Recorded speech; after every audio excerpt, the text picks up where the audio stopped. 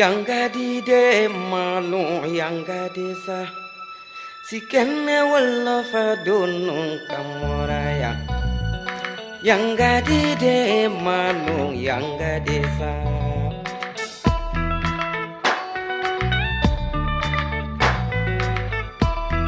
Foli Nouvelle Express lagɛbaga bɛɛ lajɛlen ma Mali kɔnɔ Mali kɔ kan mɔgɔ mɔgɔ bɛ kan lagɛ ni waati na ne b'a fɔ ko aw bisimila an ka émission Alimandi ale kɛnɛ kɔnɔna na émission min ni an bɛɛ lajɛlen b'a wele ko voix d'artiste a bɛ sigi aw balimamuso an'aw denmuso fɛ Aseka Traoré an y'o de fɔ n ko semaine o semaine an bɛ na ni an ka artiste belebeleba dɔ ye bi ta in a kuma bɛ yen dɛ musow ka Mohamed Jaabi ani cɛw ka Mohamed Jaabi n'i y'ale mankan mɛn dɔrɔn f'i jaabi tigɛ tellement que musique a ka musique bɛ don hadamaden na f'i fari ka siw bɛ taama Zulu kalanani fɛn fɛn bɛ Zulu kalanani ko la fɛn fɛn bɛ Mohamed Jaabi ko la bi a bɛ n'i da don la k'a bɛɛ lajɛlen fɔ aw ye k'a yira la k'a fɔ fana k'an bɛ sɔrɔ an ka page officielle sanfɛ YouTube Instagram ma fo ka taa se an ka page officielle ma donc a ye taa abonné pour que a bɛ se k'an ka émission dumani ninnu sɔrɔ cogo min na tonton Mohamed Jaabi i ni ɲantuma Tarawele kori baasi tɛ somɔgɔw bɛ di te aw bisimila te i bɛ foli di an lagɛlibagaw bɛɛ lajɛlen ma n bɛ foli di Nouvelle Express lajɛbaga bɛɛ lajɛlen ma an bɛɛ lajɛlen fɛlen minɛ turu sera Mohamed Jaabi ma ne filɛ nin awɔ bi ta ma nɔgɔn dɛ Ala k'a nɔgɔya Ala k'a nɔgɔya e ko tɛ yan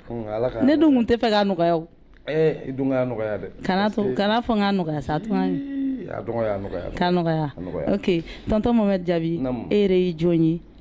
ne ye Mohamed Jaabi ye Majan Kuyate den Amadou Jaabi den ji ka wolo Côte d'Ivoire ka mɔ Côte d'Ivoire ka na Mali la yan ka na n ka musiki ɲɛɲini bon don o don tulo bɛ taa kalanso sinon bɛɛ b'a dɔn Mohamed Jaabi ye jɔn ye sisan sa parce que Mohamed Jaabi a yɛrɛ fɔ ka yɛrɛ fɔ fo ka yɛrɛ fɔ an bɛ fɛ k'i yɛrɛ fɔ dɔɔni Nouvelle Express fɛnɛ sanfɛ nin y'o fɔlen bɛɛ b'o kalama e k'a fɔ ba ye ne m'a fɔ ka ban sa de d'accord Mohamed Jaabi yɛrɛ sigilen bɛ yɔrɔ jumɛn i bangera min bon ne bangera Côte d'Ivoire ne bangera Côte d'Ivoire voilà d'accord mun de la yɛrɛ ye musique choisi bon i b'a dɔn jɔn bɛɛ n'a dakan don jɔn bɛɛ n'a dakan don adamadenya yɛrɛ kɔnɔ n'Ala y'i dan fɛn min kama i b'o de kɛ quoi n'Ala y'i dan fɛn min kama i b'o de kɛ n'Ala y'i dan menuisier kama i bɛ taa san 20 kɛ mécanicien la i bɛ tila ka na laban menuisier siga t'a la o tiɲɛ voilà d'accord donc ne ye musique sɔrɔ n ba de ka sira la parce que n ba yɛrɛ o tun ye dɔnkilidala ba ye Côte d'Ivoire Kumba Kuyate ni bɛɛ ko a ma Kumbajan donc o de bangera ne la donc je dirais que ne ye musique sɔrɔ Bachine de fɛ d'accord voilà mais i ye gɛlɛya jumɛn sɔrɔ a la faso baso fo ka taa se carré kɔnɔ mɔgɔw fɛnɛ ma faso la fɔlɔ n fa kɔni a tun man d'a ye n ka dɔnkilida fɔlɔ au début a tun man d'a ye ko n ka dɔnkilida n kɔrɔmuso fɛnɛ ni bɛɛ ko a ma ko Afu a tun man d'a ye ko n ka dɔnkilida parce que a tun bɛ fɛ n ka kalan de kɛ parce que comme ale ma kalan donc a tun tɛ fɛ erreur min y'ale sɔrɔ ka a dɔgɔninw sɔrɔ donc o de la a tun bɛ miser la n ka kalanko kan kosɛbɛ donc n ka dɔnkilida tun man d'a ye kosɛbɛ mais Ala de bɛ k'i da kan de ye quoi voilà gɛlɛya caman baden de y'an sɔrɔ a la mais olu tɛ se ka fɔ hali n'a kɛra dɔɔni ye fɔ an ye non parce que mɔgɔ i bɛ ko ko la a daminɛ ka gɛlɛn siga t'a la yanni i k'a ɲɛ sɔrɔ a daminɛ ka gɛlɛn mɔgɔ kɛra star ba ye bi u bɛɛ ye gɛlɛya sɔrɔ a daminɛ la voilà donc voilà ne bolo n ko fɛn bɛɛ lajɛlen ye gɛlɛya de ye fɔlɔ quoi mais gɛlɛya kɔnɔ ni sera ka gɛlɛya kun nɔgɔya bɛ na voilà siga t'a la d'accord e ye musique choisi i donna la mais son e ka son fɔlɔfɔlɔ kɛra jumɛn ye min donna hadamadenw yɛrɛ la bon yani bon ne ka son fɔlɔ min jara mɔgɔw ye ni diɲɛ ne la kodɔn o de kɛra Zulu kalanani ye. O de kɛra Zulu kalanani ye. Donc madame do ibna fɔ de ko n ka dɔɔni da ye. O de do. Parce que o de ɲɛ bi kun. O de bɛ n kun. Ne ko diɲɛ fu ye ne ma fɔ diɲɛ ti kun ye. Masa Zulu kalanani diɲɛ fu ye an b'a bila yen nɔ siɲɛ wɛrɛ. Donc d'accord. Donc bon Zulu kalanani de kɛla ne ka son fɔlɔ ye min jara mɔgɔw ye quoi. Voilà. D'accord. O kɔfɛ album b'i bolo. Bon ni album bɔ ni album bɔ ni album du côté européen ni kɔrɔcɛ dɔ bɛ baara kɛ ɲɔgɔn fɛ Abulayi Tarawele o yɛrɛ balimakɛ et donc ale ni album saba bɔ an b'olu tourné o de la mais ne yɛrɛ ka côté la ni album fila de bɔ voilà d'accord mais mixtape dɔw b'i bolo. Bon mixtape dɔw bɛ n bolo bon hali sisan n ye n ka son kura bila n ka single kura bila donc ça fait 3 jours maintenant o bɔra n b'a fɔ min na n'a dun ma ye i ka a feere ka taa sanfɛ n'o ye ɲininka ko jabi son ye succès sɔrɔ dɛ ko jabi k'a feere ka taa sanfɛ o ye tiɲɛ mais n'a bɛ jigila gɛngɛn ye mun de ye ko gɛngɛn ye gɛngɛn dɔrɔn de ye gɛngɛn tɛ gɛngɛn dɔrɔn dɛ i bɛ gɛngɛn in kɔrɔ de fɔ an ye i ka gɛngɛn in i ka to yen gɛngɛn in kɛ gɛngɛn in ten dɔrɔn donc o son bɔra sisan a ma mɛn yɛrɛ son in jara kosɛbɛ a jara musow yɛrɛ kosɛbɛ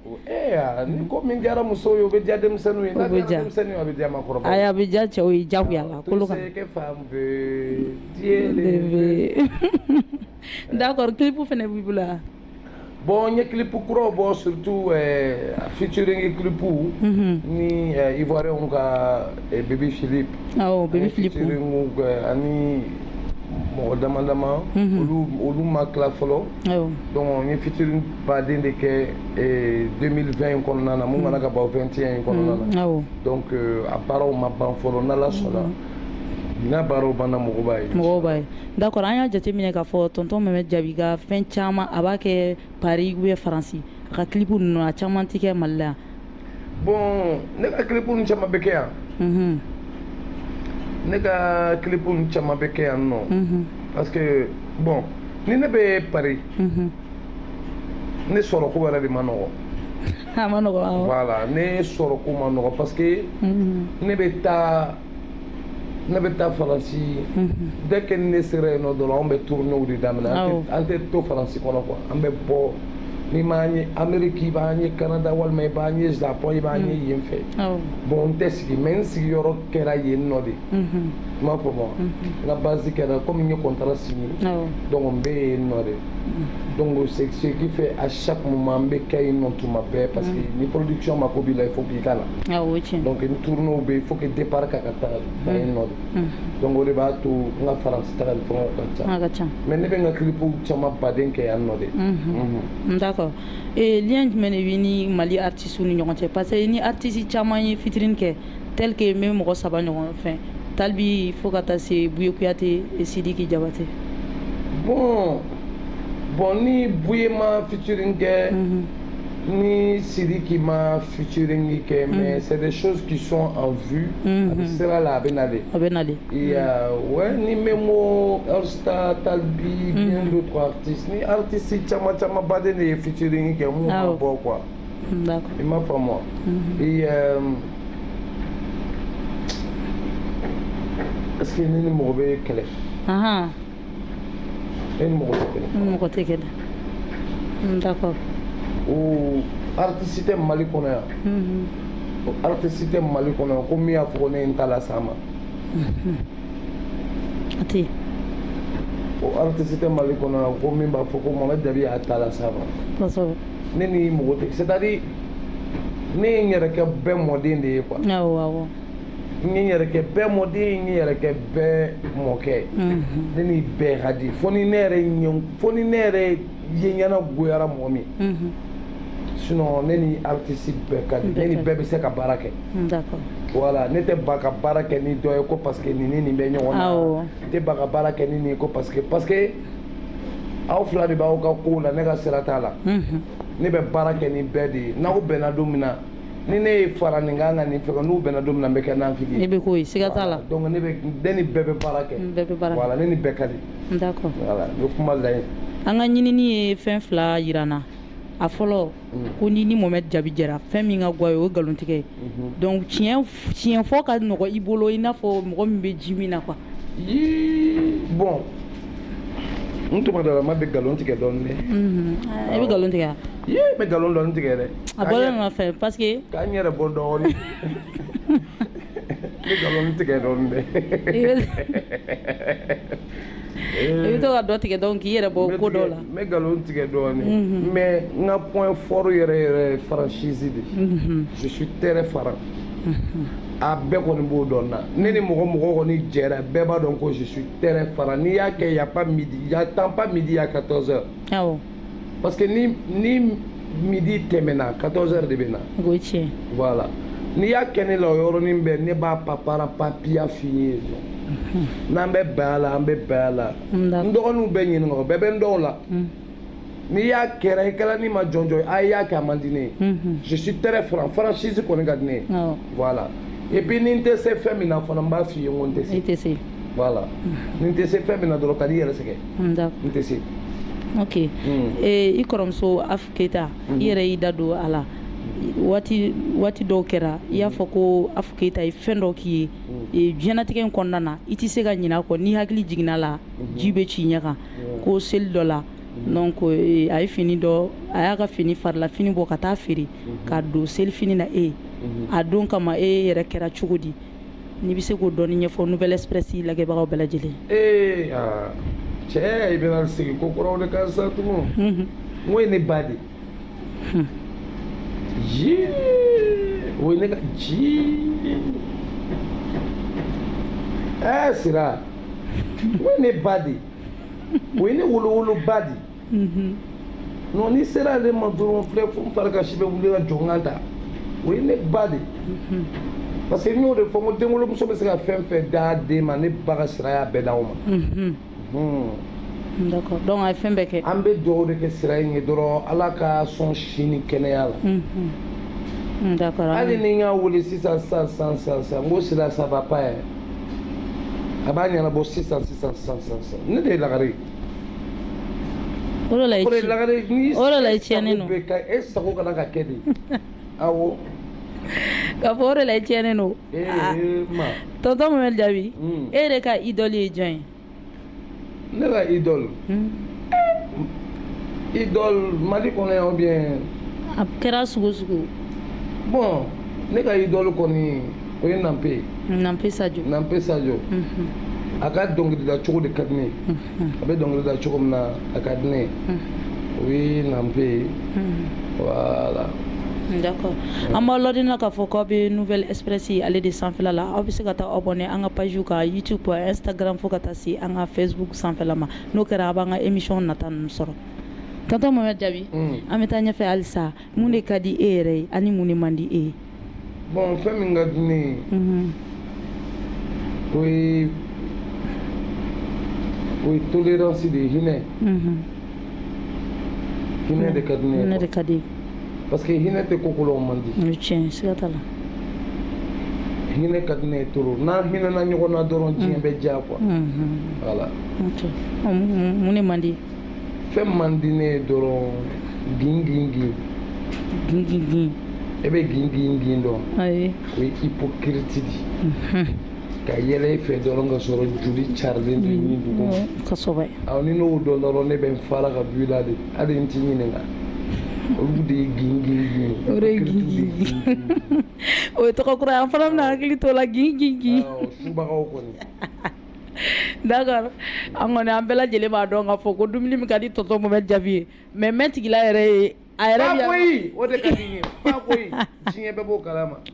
wala u nana bila yɛrɛ tellement a mɛnna fo k'a tiɲɛ walayi fa koyi i b'a dɔn ko ne kɔngɔbagatɔ de ka sɔrɔ fa koyi de tun ka go ne ni diɲɛ na bɛɛ ne tun bɛ adamaden ɲininka de n ko mɔgɔ bɛ se ka nin dun cogo di de mais a galenba ne kɔ don kelen cɛ a tɛ kɔrɔ a tɛ tilebin a tɛ banni a tɛ kɛnɛba ko fagoye de dun bɛ yan dɛ n ko dɔ di yan dɛ o kalayara k'o di ne ma non fo bi ne ye fagoye kanu fo bi non fo bi jumɛn fɛnɛ man di tuma dɔ n'a tobibaga de sera a dilan cogo la wa o de don a tobi kɔrɔbɔrɔ de bɛ sɔrɔ i b'a sɔrɔ anw de y'a dilan ayi an kɔrɔbɔrɔ n b'a tɔgɔ fɔ sisan sa Ami Bilenni Ami Gindo dɔgɔnɔ o y'a sɔrɔ an bɛ Tomikɔrɔbugu Ami Gindo de ye fagoye diya ne ye la Tomikɔrɔbugu yɔrɔ dɔ bɛ a bɛ fɔ ko Botalani u bɛ yen nɔ de Ami Gindo de y'a dɛ wa Ami y'i tɔgɔ fɔ dɛ e de ye fagoye diya n ye a filɛ nin d'accord mun de man di tonton Mohamed Jaabi yɛrɛ ye mun man di n ye yan n y'o fɔ sisan o n ko gin n b'a fɔ cogo di min ka di ye sa dumuni yan a dumuni min man di ne yan o ye lɛ de lɛsogo ne t'o an dun nana n'o de ye k'an b'o d'i ma o ye maninkaw ta ye lɛsogo ne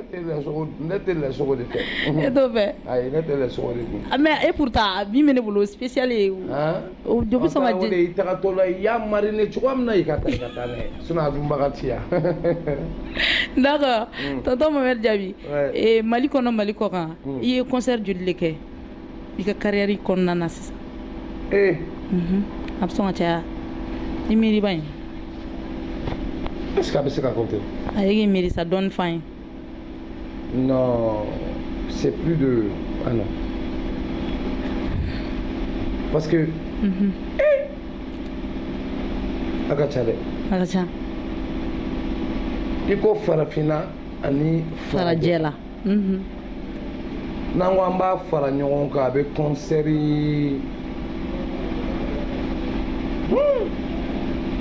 avec concert que me woro n'bode. Woro. Ouais. Avec concert, ça vaut plus de 600 concerts. Hein? Ouais. En 10 ans, je dirais, parce qu'on est tourné d'amener en 2000, on est tourné d'amener en 2010. En 2010 jusqu'à 2020. 2020. On est concert, mais que ça vaut 600 concerts. Parce que je me rappelle une année, on a fait 125 dates de concert. D'accord. En 2014, là, on a fait 125 dates de concert. Bon, à toi, on met 190. Bon, il y a un badingue. Il y a un badingue. À Dougou, il y a des avions qui sont an b'a ko kɛ cogo min na komi o ko ni bɛ ten cogoya na siɲɛ wɛrɛ ni avion b'i jigin yɔrɔ wɛrɛ a bɛ ne ni e jigin ɲɔgɔn fɛ n'Ala sɔnna Tarawele y a pas de problème ni manager la dɔrɔn y a pas de problème tonton Mohamed n'i m'a lajɛ sinon ka ko kɛ ten ka jigin avion na ten k'a sɔrɔ hali ne yɛrɛ tɛ ayi i b'a dɔn tubabuw de ka baara ka di kojugu i b'a faamu bon mais min fɔlɔ o ye ni n ka groupe de ye dɛ an ye concert mun kɛ farajɛla ni farafinna cɛ non n tɛ se ka compter kabako don hakili tora mun na ne bɛ k'o de fɔ en 2014 on a fait 125 dates de concert 2014 kɔnɔ 2014 dɔrɔn ye donc tɔw la on fait des an bɛ 100 concerts kɛ an bɛ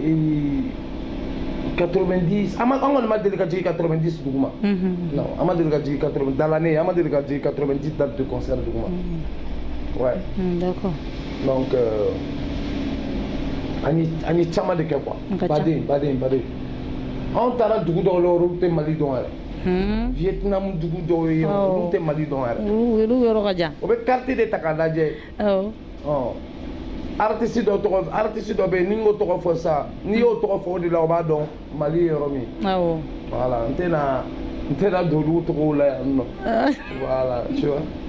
d'accord an y'a jateminɛ i bɛ sumun kɛ fo ka taa se anniversaire fɛnɛ ma mais e yɛrɛ ka jɔ sumun kɛnɛ kan don fɔlɔ min na i hakili b'a la ne ko e bɛ mun fɛ de bi de tiɲɛ na i ɲɔgɔnna question na baga tɛ ye bi mɛ n'a fɔra sisan est-ce que ne hakili b'o la Asi ani ye joli bila kɛnɛ in kan a don kama ne hakili t'a don na ne ye sumu fɔlɔ min sigi ani ye wari hakɛ joli min na don kama e yɛrɛ ye joie jumɛn kɛ ne ye sumu fɔlɔ min sigi ka sumu fɔlɔ sigi non hakili t'a la wallahi hakili t'a la mais i ye sumu jumɛn de kɛ f'i yɛrɛ ma se ka ɲina min kɔ fiyewu o fana camanba de bɛ yen parce que i kana dɔ fɔ ka ɲinɛ dɔ kɔ n'o tiɲɛ sinon a baden de bɛ yen baden de bɛ yen d'accord wallahi u bɛ jɔyɔrɔmɛ kunda u bɛ maraka kunda u bɛ bamanan kunda jɔkɔrɔmɛ ninnu ka di ye n'i m'a lajɛ k'an fana bolo don jɔkɔrɔmɛw bolo awɔ a bɛ ten hali n'an natɔ sisan an ni jɔkɔrɔmɛw de ye ɲɔgɔn ye ko Mohamed Jabi ko in nka a jɔkɔrɔmɛ ko in n'an m'a lajɛ ten non ne teri ye jɔkɔrɔmɛw ye jɔkɔrɔmɛw bɛ ne ladiya kojugu ani marakaw wallahi ne b'olu de bolo Bamakɔ yan wallahi marakaw ye mɔgɔ ye koyi a bɛ ni Ala cɛ an bɛ foli di marakaw ne b'olu de bolo Bamakɔ yan awɔ donc du coup ne n'u ka di kosɛbɛ d'accord an b'a ladɔnniya halisa k'a fɔ ko a bɛ Nouvelle Express ale de sanfɛla la an bɛ sɔrɔ an ka page officielle kan Instagram fo ka taa se YouTube ma n'a abonné dɔrɔn an ka émission duman nataw la a b'o duman sɔrɔ o sanfɛ tonton Mohamed Jabi kurun kɔni ale bɛ ka se sian ma hakili la i tun presselen don o yɔrɔnin de ka fɔ kurun bɛ ka se sian ma kɛ o yɔrɔnin diyara ye o parce que e yɛrɛ de bɛ fɛ a ka ban a dun ma ban fɔlɔ dɛ a tɔ ka ca koyi aw bisimila halisa d'accord tonton Mohamed Jabi sisan art ani fɔlɔ art e bɛ se ka mun de fɔ an ye o kan sisan art ani fɔlɔ art bon n kɔni bɛ se ka n da don sisan ta de la parce que ça vaut pas ça va pas faire 2 décennies Mohamed Jabi dɔlen don voilà a tɛna san 20 bɔ ko ne dɔlen don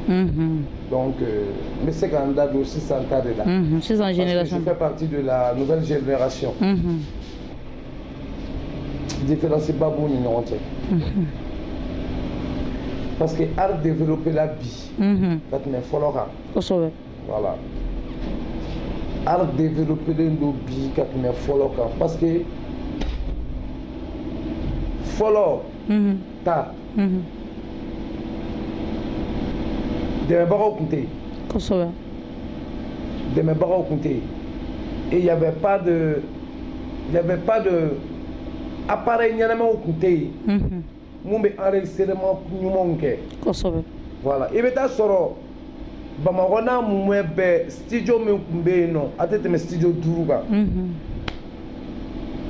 fo nin ka album de ka ban kalo in na ka sɔrɔ nin ta ka daminɛ fo nin ta ka ban kalo in na ka sɔrɔ nin ta ka daminɛ donc du coup bon bi an bɛ yɔrɔ min na bi Bamakɔ i t'i sen ta carré 1 2 3 n'i ma taa studio 5 6 sɔrɔ yen kosɛbɛ Bamakɔ bɛɛ kɛra studio ye bi tiɲɛ la preuve ne ko hali ne yɛrɛ fɛ yan ka so kɔnɔ ne bɛ n ka baara bɛɛ kɛ n ka so kɔnɔ yan nɔ de n mako bɛ arrangeur min na dɔrɔn n b'a wele hali la preuve en est que ne bɛ n ka baara kɛ n ka so kɔnɔ yan nɔ donc n mako bɛ arrangeur min na dɔrɔn o bɛ na n fɛ yan nɔ a bɛ na n ka baara kɛ parce que projet bɛ to ka fitiw kɛ voilà donc i ka projet important i b'a k'i fɛ so kɔnɔ i mako bɛ arrangeur min na a bɛ na a b'i ka baara kɛ i ka so kɔnɔ a mako bɛ fɛn fɛn na a bɛɛ bɛ yan donc a b'i ka baara kɛ so kɔnɔ quoi donc voilà bon o fɔlɔ o tun tɛ yen ayi o tɛ fɔlɔ o tun tɛ yen donc ne bolo n ko bi art avancé len don dɔɔni rien que ça déjà parce que talent kuraw bɛ ka bɔ talent kuraw bɛ ka bɔ dɛmɛbagaw bɛ ka kɛ talent kuraw la kosɛbɛ voilà ka sɔrɔ fɔlɔ o tun tɛ yen rien que ça déjà bi art avancé len don voilà c'est vrai d'accord e bɛ mun de fɔ denmisɛnnin minnu fana bɛ art la nin wagati nin na e bɛ mun de fɔ ladilikan jumɛn f'u ye ani bilasiralikan jumɛn d'u ma bon ne bɛ mun fɔ denmisɛnninw ye dɔrɔn u k'u yɛrɛ dɔn dɔrɔn u k'u yɛrɛ dɔn parce que mɔgɔw kɛlen don ka civilisation kɛ moderniser civilisation tɛ moderniser civilisation ye yɛrɛ dɔn dɔrɔn de n'i b'i yɛrɛ dɔn i civilisé de don siga t'a la ni n ko k'u k'u yɛrɛ dɔn parce que u k'a dɔn k'a fɔ u bɔra yɔrɔ min na quoi voilà u bɛ baara min na sisan u y'a ye jamana wɛrɛ mɔgɔw de la k'a modifier ka k'u ta ye siga t'a la donc mɔgɔ ta ye fɛn min ye kana to k'a ɲinɛ o kɔ quoi u ka to ka sɛbɛkanw fɔ u ka dɔnkiliw kɔnɔ parce que e b'i ta kɛ claseli ni fɛnw ni i bɛ dan Mali in kɔnɔ i tɛ kɔntara sɔrɔ koyi i tɛ sɔrɔ parce que tubabu cɛ n'i lasigi k'i layɛlɛ scène kan tant qu'il te demande pas i bɛ kɛ ka juma de f'i ka dɔnkili kɔnɔ voilà si c'est pas des paroles sensées n terikɛ e b'i ta kɛ yan kare kɔnɔna jeux de i tɛ taa yɔrɔ si dɛ ne bɛ tiɲɛ de fɔ n dɔgɔninw de la a ko ko n ka tiɲɛ fɔ awɔ i bɛ tiɲɛ de fɔ n'i ta kɛ claseli ni ɲɔgɔnnɛ ni fɛn wɛrɛ e bɛ dan yan de e tɛ taa yɔrɔ si voilà e bɛ dan yan de e tɛ taa yɔrɔ si ni kɔni bɛ fɛ ka balo parce que misiki suguya ka ca sugurutigɛ misiki bɛ yen succès misiki bɛ yen n bɛ fɛ ka fɛn sɔrɔ a la fɛnɛ o fɛnɛ bɛ yen n'i bɛ fɛ ka fɛn sɔrɔ misiki kan i bɛ sɛbɛkan de fɔ voilà donc ne bɛ conseil mun d'u ma u k'u yɛrɛ dɔn surtout parce que n'i b'i yɛrɛ dɔn dɔrɔn ko caman bɛ tɛmɛ e kan a bɛɛ bɛ ɲɛ n'Ala sɔnna o tiɲɛ tonton Mohamed Jaabi e ka actualité ye jumɛn ye nin waati na bon ne ka actualité daga sunɔgɔ o ye kelen ani daga sunɔgɔ a bɛna fɔ daga sunɔgɔ in ka ca dɛ o actualité ka ca o actualité yɛrɛ fanba bɛ awɔ surtout en ce moment ni n bɛ Bamakɔ kɔni yan n bɛ n da ka sunɔgɔ parce que sunɔgɔ ka ɲi adamaden hakili ma siga t'a la o ye tiɲɛ n'i y'a ye i bɛ baara kɛ studio la i bɛ dɔnkili da hakili de poselen don hakili lafiyalen don ji ne ka daga sunɔgɔ n t'o turula ni mɔgɔ yɛrɛ tellement ne bɛ daga sunɔgɔ tellement n tɛ fɛ courant ka mɛnɛ n kun na n bɛ ampoule bɔ de tellement ayi bɛɛ bɛ n dɔn la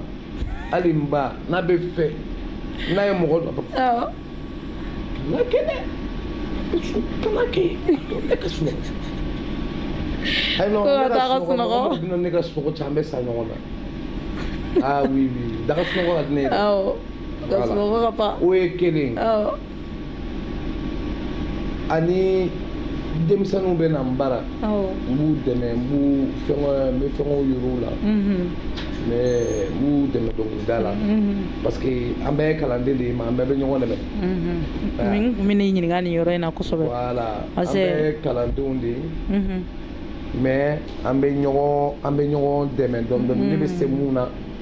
ne b'a yir'u la olu fana bɛ se mun na olu b'u yira ne la voilà parce que an bɛɛ bɛ kalanso bulon kɔnɔ quoi kosɛbɛ an si ma anw ye kalanden bolilenw de an ma labila awɔ cogo di an ye kalanden bolilen non k'a yira k'an ma se fɔlɔ quoi parce que mɔgɔ i kɛra cogo cogo i b'a ɲini de halisa siga t'a la o jɛlen don d'accord tonton Mohamed Jaabi kumakan laban jumɛn de b'i bolo k'a fɔ an lajɛlibagaw ye kumakan laban min bɛ ne bolo k'a fɔ an lamɛnni jɛmanw ye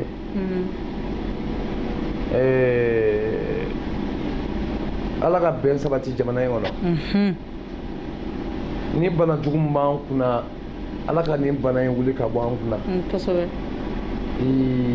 n'i y'a mɛn anw yɛrɛ bɛ sigi an bɛ interview ni fɛnw kɛ la marifakan de tɛ kɛnɛma siga t'a la n'i y'a mɛn an bɛ wuli an bɛ taa an ka concert ni fɛnw kɛ jamana in yɛrɛ sabatilen don kosɛbɛ ala ka jamana in sabati halisa ala ka jamana in ɲɛsuma amin o de bɛ ne bolo ka ɲɛsin bɛɛ lajɛlen ma n ka kuma laban k'o fɔ bɛɛ lajɛlen que la peur revienne et demeure à jamais au Mali voilà d'accord ani kumakan laban min bɛ n bolo le 14 février Babemba la Mohamed Jaabi bɛ na concert kɛ nin bɛna kɛ n siɲɛ fɔlɔ ye ka Babemba ta donc n bɛ wele bila Mali cɛ n'a muso denmisɛnnin ni makɔrɔba hali mɔgɔ min ye ne sigilen ye i b'a dɔn ko show de bɛ yen a bɛ yen n'a fɔra i kɔ dɔrɔn san hɛrɛ taara k'i to kosɛbɛ le 14 à partir de 21h sali kɛra an b'a daminɛ yen Babemba kɔnɔ k'a ci ka pɛrɛn ka mugu di bɛɛ ma bɛɛ ka taa n'a morceau kelen ye ayiwa ne yɛrɛ bɛ na pour que ne ka se ka taa ni n ta morceau ye a banna dɛ a si ni dun b'i ye an bɛɛ sa ɲɔgɔn na ayi an bɛ taa merci beaucoup n'Ala sɔnna ma yan tonton Mohamed Jaabi n'an kɔni ye sɔrɔ an bolokɔrɔ yan Nouvelle Express tun ye bila ka taa ten k'a sɔrɔ ne ma fɛn dɔ ka anw ye ka don ni Frisa ye ni Frisa ye dɔɔni ni den bɛ se bɔ ko kɔnɔ sa bɔ ko kɔnɔ dɔɔni kuma dɔ f'i ka to k'i den ka don ko kɔnɔ sinon a ma nɔgɔn n b'a fɛ ten ne b'a fɛ ten n b'a fɛ ten a mana kɛ sugu sugu ye a ka di n ye waliden mana kɛ sugu sugu ye a ka di n ye Ali na bonya na iko serumu mbara c'est mon choix et mba fête amanaka sogo sogo c'est mon goût adaro d'accord ami foli di bela jeleba mɔgɔ kun bɛ ka lagɛ ni waati na an b'a fɔ ye ko alisa kɔkɔta abonné an ka page officielle la YouTube Instagram olu sanfɛla la n'o kɛra émission dumanw caman bɛ na ni ala ye semaine wɛrɛ yira na aw ni ne an bɛ ɲɔgɔn sɔrɔ ni starba wɛrɛ ye tonton Mamɛdi an tɛ wo ci cameraman na